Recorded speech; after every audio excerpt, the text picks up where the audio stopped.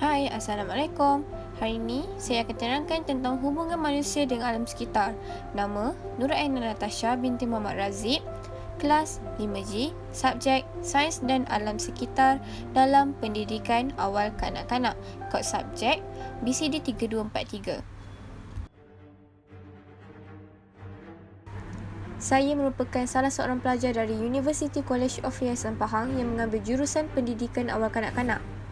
Saya mula melanjutkan pelajaran di USYP pada tahun 2018 iaitu 28 Mei dan saya bakal menamatkan pengajian saya pada tahun 2021.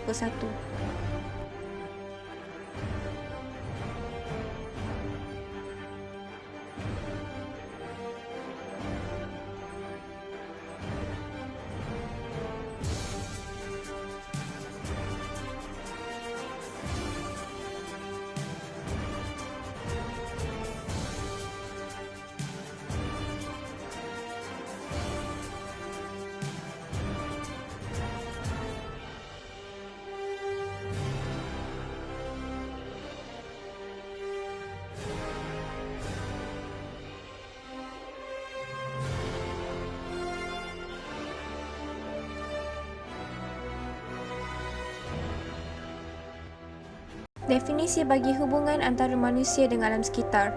Keadaan saling memerlukan hubungan antara manusia dengan alam sekeliling supaya kualiti kehidupan akan terpelihara. Kepentingan memelihara keharmonian antara manusia dengan alam sekitar.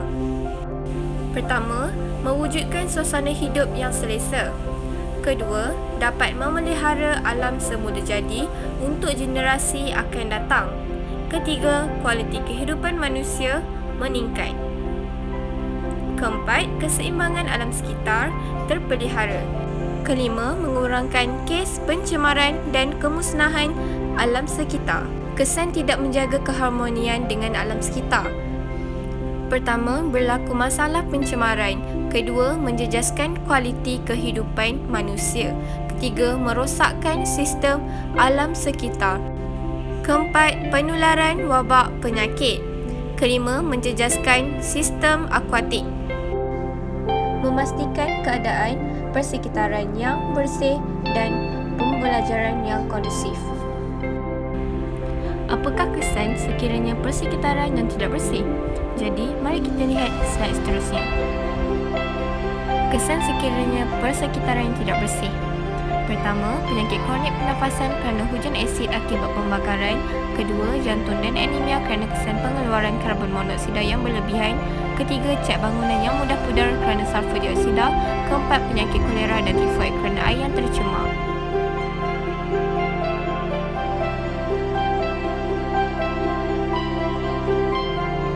Punca-punca pencemaran udara. Yang pertama, aktiviti pembangunan dan perindustrian. Perkembangan ekonomi dunia bergantung kepada industri-industri yang menghasilkan barang untuk dieksport atau untuk aktiviti perniagaan domestik. Namun, ini telah menambah buruk keadaan pencemaran udara dunia. Pelepasan nitrogen, sulfur dioksida, hidrokarbon dan karbon dioksida telah membawa kesan sampingan kepada kehidupan alam sekitar. Selain itu, bukan sahaja gas-gas pencemar dilepaskan oleh industri, manakala habuk-habuk yang mampu mengakibatkan sesak nafas manusia juga dilepaskan. Yang kedua, kenderaan motor. Kenderaan motor merupakan penyumbang pencemaran utama di dunia. Masyarakat moden amat bergantung kepada pengangkutan bermotor seperti kereta, motor, lori, kapal terbang dan sebagainya. Setiap kenderaan motor memerlukan tenaga yang banyak untuk bergerak dan ini perlu melalui proses pembakaran bahan api fosil untuk menghasilkannya. Akibatnya, gas karbon monoksida, nitrous oksida, hidrokarbon dan habuk-habuk. Pada tahun 2004, 14 juta kenderaan telah berdaftar digunakan di Malaysia. Angka ini adalah 2 kali ganda berbanding dengan sedekad lalu, manakala penggunaan kenderaan di jalan raya dijangka akan meningkat kepada 1 bilion pada tahun 2020. Namun, dijangka juga akan mencapai angka itu lebih awal. Yang ketiga, pembakaran terbuka. Pembakaran terbuka sering berlaku di kawasan tapak pembuangan sampah, sisa pepejal di kawasan industri dan tapak pembinaan, sisa peladangan, sisa kebun serta pembakaran di hutan simpan. Akibatnya, partikel jelaga yang boleh diterbangkan ke jarak jauh oleh angin telah dihasilkan. Akhirnya, keadaan yang rebu berlaku di sekeliling tempat. Keadaan tersebut akan menjadi lebih serius pada musim panas panjang kerana ia turut menyumbang kepada masalah jerebu yang mampu menjejaskan kesihatan awam dan mengurangkan jarak penglihatan. Contohnya, masalah jerebu yang melanda Malaysia pada tahun 1997 menyebabkan hampir seluruh negara seolah-olah diselubungi asap. Kesan-kesan pencemaran udara. Yang pertama, menjejaskan kesihatan manusia. Akibat pencemaran berlaku, bahan cemar yang terperangkap di udara akan memasuki hidung atau mulut manusia dan seterusnya paru-paru melalui trakea. Karbon monoksida adalah gas yang akan meracuni sistem pengangkutan oksigen dalam darah. Hal ini menyebabkan fungsi paru-paru terjejas dan sistem pengaliran darah mengalami masalah. Kedua, memberi kesan kepada tanaman. Tumbuh-tumbuhan memerlukan udara dalam proses fotosintesis dan tumbesaran. Udara yang mengandungi bahan pencemar mengakibatkan kekurangan karbon dioksida untuk proses penghasilan klorofil. Hal ini menyebabkan tumbuhan menguning dan mati. Akibat tindak balas bahan pencemar yang terlekat pada pokok-pokok pula, tisu-tisu tumbuhan akan reput. Tumbuh-tumbuhan akan terdedah kepada pelbagai penyakit dan hasil keluarannya terancam. Ketiga, pembentukan hujan asid. Hujan asid berlaku disebabkan proses penggabungan gas sulfur dioksida dan nitrogen oksida dengan air hujan dan seterusnya menjadi asid sulfurik dan asid nitrik. Asid ini akan terkumpul di dalam awan dan turun bersama-sama dengan hujan. Hujan asid bukan sahaja memusnahkan galian dalam tanah sehingga tanah menjadi tidak subur, malah mengancam kehidupan air. Hujan asid juga menghakiskan harta benda seperti pakaian, kertas dan bangunan-bangunan. Langkah mengatasi pencemaran udara. Yang pertama, penampalan ozon. Bahagian ozon yang berlubang ditampal dengan mengayunkan oksigen di atmosfera melalui penggunaan balon helium.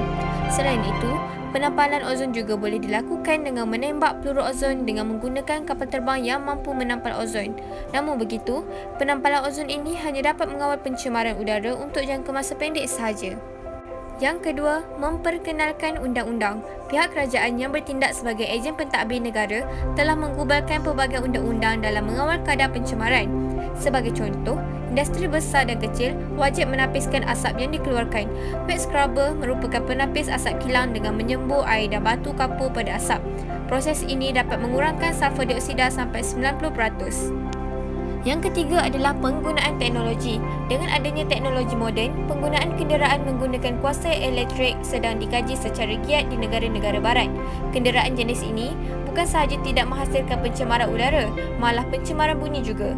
Walau bagaimanapun, tenaga elektrik adalah mahal dan kesannya terhadap alam sekitar mungkin bergantung kepada cara tenaga elektrik tersebut dihasilkan.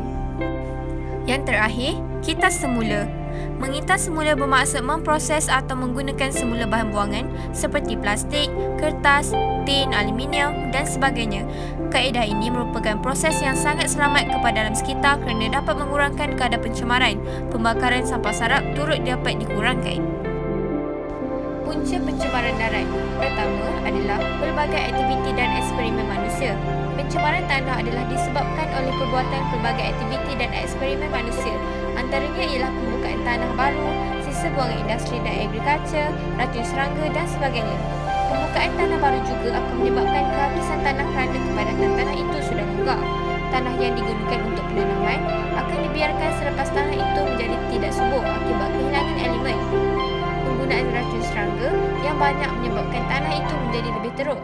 Keadaan menyebabkan pencemaran tanah akibatnya banyak elemen yang membahayakan, sedangkan kesuburan tanah itu juga telah hilang.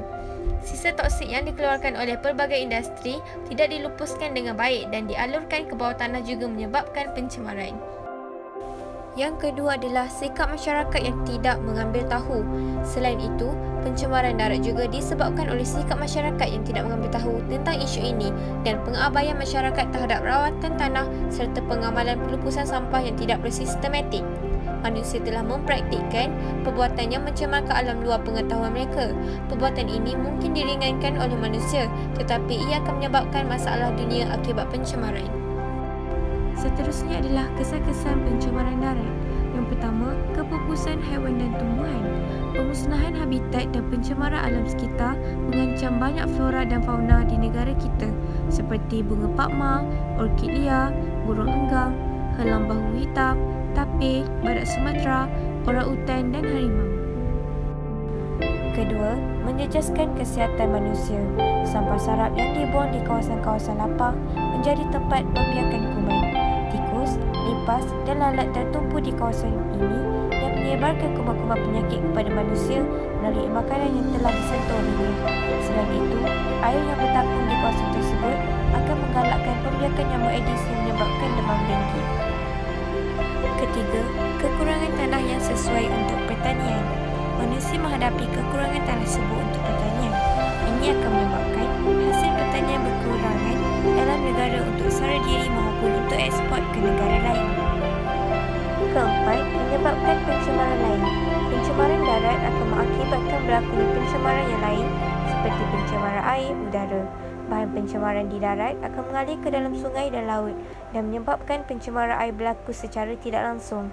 Bau-bau bahan pencemaran akan mengakibatkan berlakunya pencemaran udara. Langkah mengatasi pencemaran darat: mengawal aktiviti pembinaan, pelombongan dan pembalakan serta menyedarkan orang ramai supaya menjaga kebersihan alam sekitar dengan mengadakan kempen-kempen yang berkenaan. Punca-punca pencemaran bunyi. Pertama, pembangunan industri. Bunyi yang dikeluarkan dari kilang-kilang seperti jentera, mesin kilang serta pemprosesan dan pembuatan material boleh mengganggu ketenteraman masyarakat setempat yang berhampiran kilang tersebut. Kedua, kenderaan.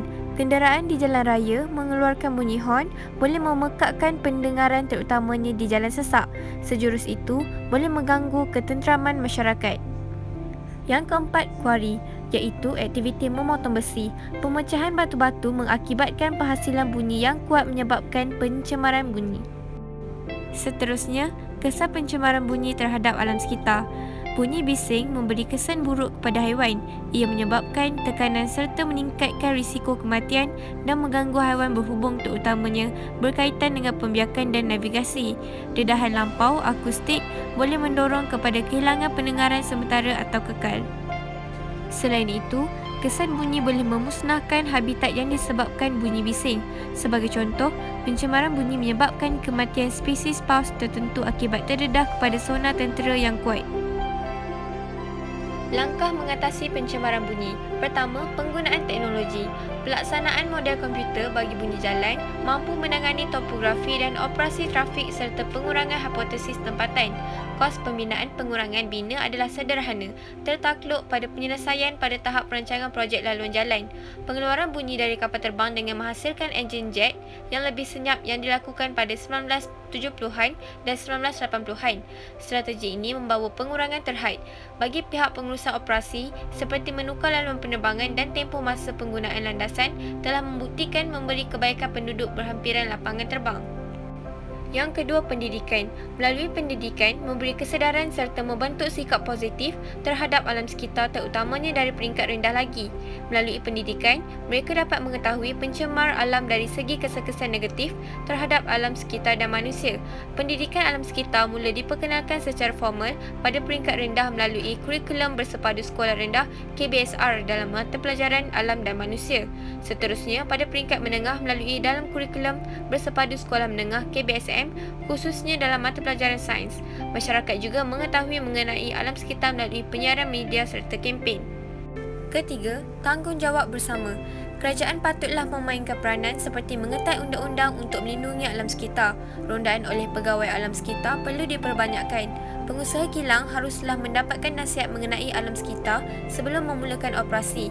Selain itu, pengguna perlu memantau persekitaran sekiranya terdapat pihak tidak bertanggungjawab terhadap alam sekitar perlu segera membuat aduan agar pencemaran bunyi diatasi. Yang keempat, pameran, pertandingan dan kempen alam sekitar. Pameran perlulah diadakan secara berkala di setiap kawasan tertentu dengan mengedar risalah tentang punca dan kesan pencemaran bunyi terhadap alam sekitar serta manusia. Selain itu, kerajaan perlulah mempamerkan slide-slide berkaitan pencemaran bunyi agar dapat menyedarkan masyarakat serta mengajar masyarakat melindungi alam sekitar, mengadakan pertandingan kuis tentang pencemaran untuk meningkatkan pengetahuan masyarakat mengenai alam sekitar terutamanya di peringkat sekolah.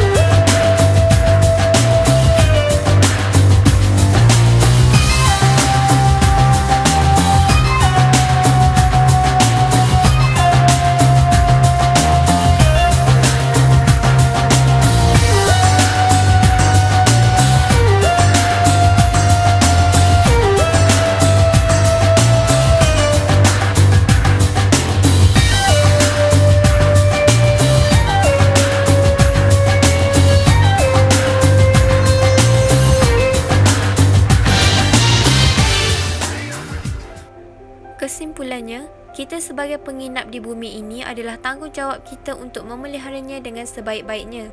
Segala tindakan yang dilakukan oleh manusia terhadap alam sekitar akan secara tidak langsung memberi kesan kepada hidupan-hidupan lain. Justeru, kita patut mempunyai kesedaran dalam diri tentang kepentingan alam sekitar kepada manusia dan hidupan lain, serta cuba untuk mengurangkan masalah pencemaran di bumi ini, tidak kira pencemaran udara, air, darat atau nuklear. Dengan ini, barulah generasi baru kita berpeluang menikmati keindahan alam sekitar. Sekian, terima kasih.